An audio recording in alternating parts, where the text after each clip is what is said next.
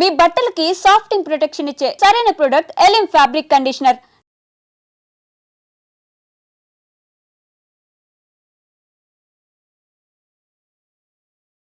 Boycott Turkey ఇది ప్రస్తుతం ట్రెండింగ్లో ఉన్నటువంటి హ్యాష్ ట్యాగ్. ఎందుకంటే భారతీయులే స్వతహాగా చెప్తున్నారు, ఇంకా టర్కీ దేశానికి సంబంధించి ఏ వస్తువు కూడా కొనేది లేదు, ఆర్ అక్కడి నుంచి ఇక్కడికి వచ్చేది లేదు, పూర్తిగా బ్యాన్ చేయాల్సిందే అంటూ కేంద్ర సర్కార్కి ప్రజలే రిక్వెస్ట్ చేస్తున్న సందర్భం. ఎందుకంటే మనకు తెలుసు, టర్కీకి సంబంధించిన డ్రోన్స్ ఏవైతే ఉన్నాయో పాకిస్తాన్కి సప్లై చేసింది. ఆ పాకిస్తానే ఈ టర్కీకి సంబంధించిన డ్రోన్స్తోని మన మీద దాడి చేసింది.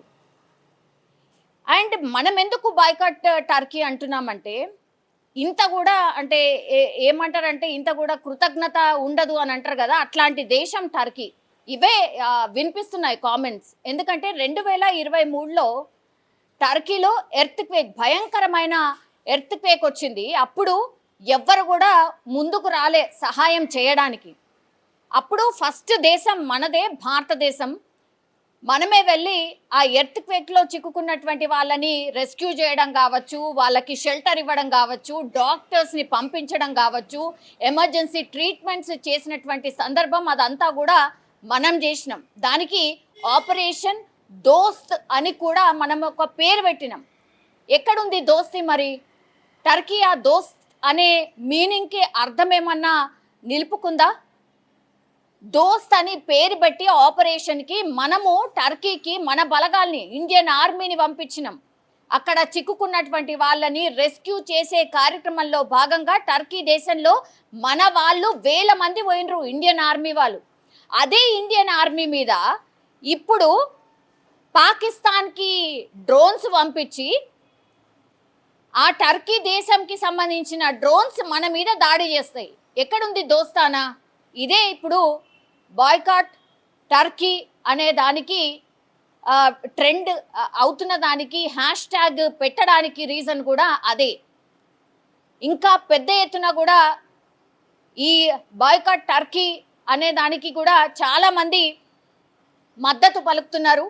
సోషల్ మీడియాలో పూర్తి స్థాయిలో బ్యాన్ టర్కీ, టర్కీకి సంబంధించిన ఏ వస్తువు కూడా కొనడానికి కానీ అమ్మడానికి కానీ మన ఇండియాకి పర్మిషన్, అసలు లోపల అంటే ఇండియాకి లోపల అమ్మడానికి వీల్లేదు. అట్లాగే మనం కూడా టర్కీకి ఏం కూడా పంపించొద్దు. ఇది భారతీయులు కోరుతున్నటువంటి సిచ్యువేషన్.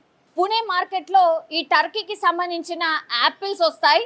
అంటే జనరల్లీ అయితే టర్కీలో ఇప్పుడు యాపిల్స్ పండుతాయి కాబట్టి ఇప్పుడు టర్కీలో ఒక 3 నెలల పాటు యాపిల్స్ వస్తాయి. టర్కీ యాపిల్స్ మనము అంటే దిగుమతి చేసుకుంటాం.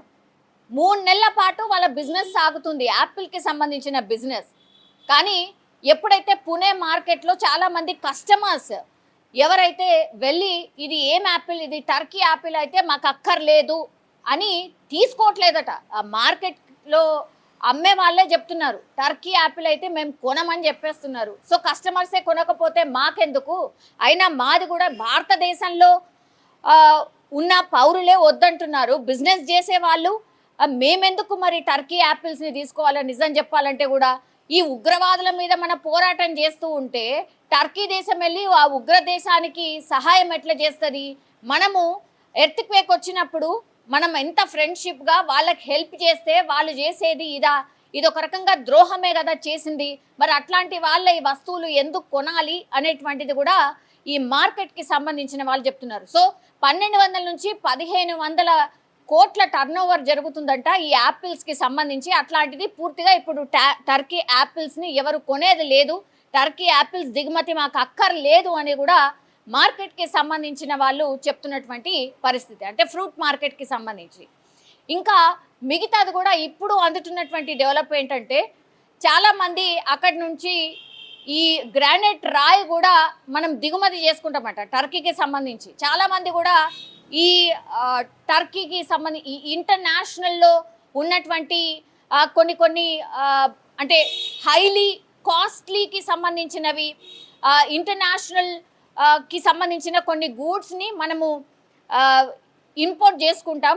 అందులో భాగంగానే ఇప్పుడు వాటిని కూడా మాకు అక్కర్లేదు, కేంద్ర సర్కార్కి వాళ్ళే స్వతహాగా లేఖ రాసి ఈ గ్రానైట్కి సంబంధించిన సప్లై టర్కీ నుంచి మనకు అవసరం లేదు, మేము ఇంపోర్ట్ చేసుకోము, అసలు టర్కీ వస్తువు మాకు అక్కర్లేదు అంటూ కూడా వాళ్ళు కేంద్ర ప్రభుత్వానికి లేఖ రాసినటువంటి సిచ్యువేషన్. ఇట్లా బాయ్కాట్ టర్కీ అనేది పెద్ద ఎత్తున నడుస్తోంది. నిజంగా కూడా ఎందుకు చేయొద్దు బాయ్కాట్ టర్కీ?